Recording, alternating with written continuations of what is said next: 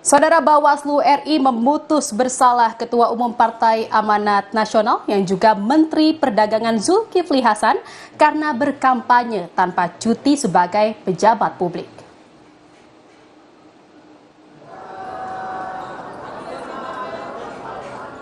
Putusan ini dibacakan Majelis Pemeriksa Bawaslu RI dalam sidang pembacaan putusan Kamis sore.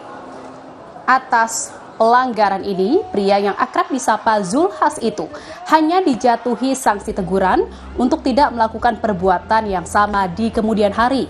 Dalam pertimbangan putusan Bawaslu, Zulhas disebut telah melakukan kampanye pemilu 3 kali pada hari kerja dalam sepekan pada masa kampanye.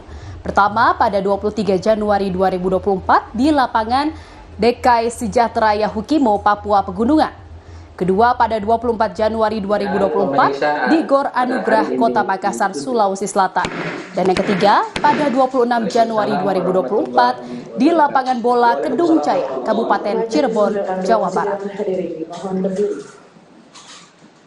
Sebagai terlapor atas nama Dr.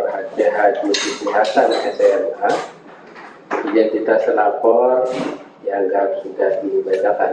Menyatakan terlapor terbukti secara sah dan meyakinkan melakukan pelanggaran administrasi pemilu. 2. Memberikan teguran kepada terlapor untuk tidak melakukan perbuatan yang sama di kemudian hari.